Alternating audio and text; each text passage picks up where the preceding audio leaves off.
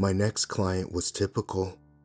Ed Smithers, 45, looking to off his wife Allison so he could run away with his mistress, aptly named Bunny. This was an easy one. Too easy, really. Their mansion stood on a 5-acre plot, far away from any potential witnesses. The back door would be unlocked. Ed would be practicing pool and downing whiskey in the basement. Allison would be getting ready for bed upstairs. I slid the door open. The house was dark and quiet. I took off my shoes, tiptoed across the marble floor, and up the stairs. The rush of water came from the bathroom. She was in the shower. So I hid behind the master bedroom door and waited. What? You thought I'd kill her in the shower? Please, I'm a hitman, not a barbarian. I let her get dressed first. Then, we can get to work. Within 10 minutes, I heard the water shut off, the dull thump of damp footsteps on the tile, the click of the doorknob turning. And then, she walked out, into the bedroom. I just stood there, watching her through the crack in the door, for several minutes. She sat on the bed in her pajamas, running a towel through her damp hair. She doesn't even know. The words rung out in my head, unbidden. She doesn't know that her husband hates her so much, that he wants her dead. My hands were sweaty. The knife began to slip. She doesn't know that her husband is a monster, like Harold. I stepped out from behind the door. Allison dropped the towel, eyes widened, and began to scream. Allison, just like Nancy, just like Mom. I clamped my hand over her mouth. Listen to me very carefully, I growled. Do not scream. Do not call the police. She nodded, trembling with sobs. Or I will kill you. I snatched her cell phone off the desk for good measure, and then I ran down the stairs. Down in the basement, where I found Ed, perched over the pool table. Is it finished? He asked, barely looking up. Clack. The cue hit the ball, sending the 7 in the hole. Yes, I replied. Behind him, I pulled one of the cues off the rack. Clack. The ball scattered.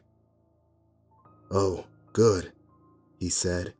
You'll find the rest of your fee, and a tip, over there on the coffee table. What is it with these people and tips? But I held my tongue and crept closer to him, rolling the cue between my fingers. I've got to ask, what did Allison do to you to make you want to kill her? He chuckled. Clack. The 9 sank in the hole. Huh, she got old. I pulled the knife out, and then, well, I won't give you the juicy details. Let's just say this. He's never going to have sex with Bunny ever again. Harold spoke to the police, you know, or, well, didn't speak, but wrote. Michael slid the sheet of paper across the table. 5'9", 150 pounds? Oh, that's flattering. I'm barely 5'7" on a good day. I began to laugh. And that's a great police sketch. Look at that jaw, chiseled and manly. How can you be so casual about all of this? I laughed. This isn't my first rodeo, Michael. But they're going to catch you. They have a sketch, Harold's testimony. And what's that worth? I laughed. Judging by the twinkle in Nancy's eye, she knows damn well what happened. She's not going to back up his story. Besides, I called in a favor. What? Let's just say, I have quite a few friends at the hospital. I don't understand. Hospital records now show that, tragically, Harold Smith had glottic cancer. So, a few weeks ago, he decided to get a vocal cordectomy. I plucked the last cheese fry off the plate. Harold's testimony will be seen as nothing but the ramblings of a crazy old man. That's brilliant. But to be safe, I dyed my hair from brown to blonde. Oh, is that why you're wearing a hat? I sighed. Yeah, I kind of messed it up. But Brittany at the salon will fix it. She owes me a favor. I killed her uncle at half price because I wanted to impress her.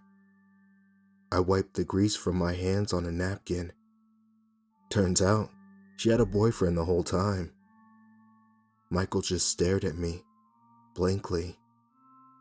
Anyway, the whole reason I wanted to meet up with you is because I wanted to ask, do you know of any other evil people, like Harold? What? I'm hanging up my hitman's hat, or noose, whatever. So you want to become, like, a hitman vigilante? Yeah, sort of. Michael leaned back and crossed his arms. Not that I know of personally, but there's always Black Widow. What? That's what I call her.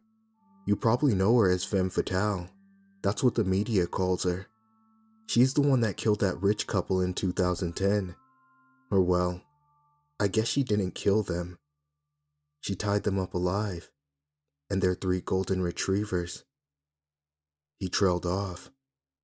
Several other deaths were linked to her over the years, one recent, but they never caught her. Wait, how do they know it's a woman? Long brown hairs found at the crime scene, and they calculated her stature to be pretty short, I believe. I suppose I'll give it a try, I said, with a slurp of Coke. It's not like I have anything better to do. After pouring hours into researching Black Widow, I pinpointed a possible location. There was an abandoned house at the end of April Lane. The police had found one of the murder weapons there a few years ago. She was long since gone, but maybe I'd find some clues inside.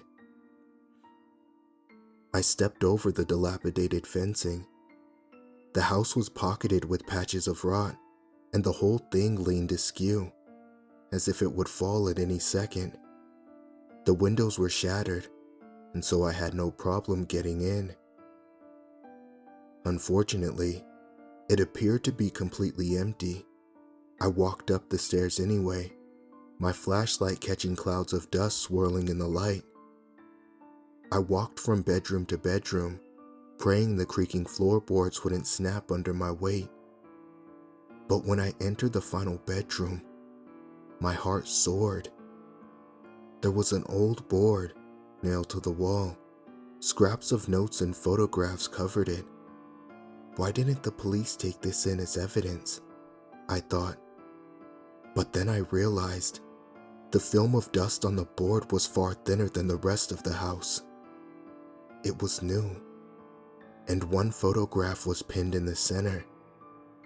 A man with brown hair, wearing a black hoodie, walking down Main Street.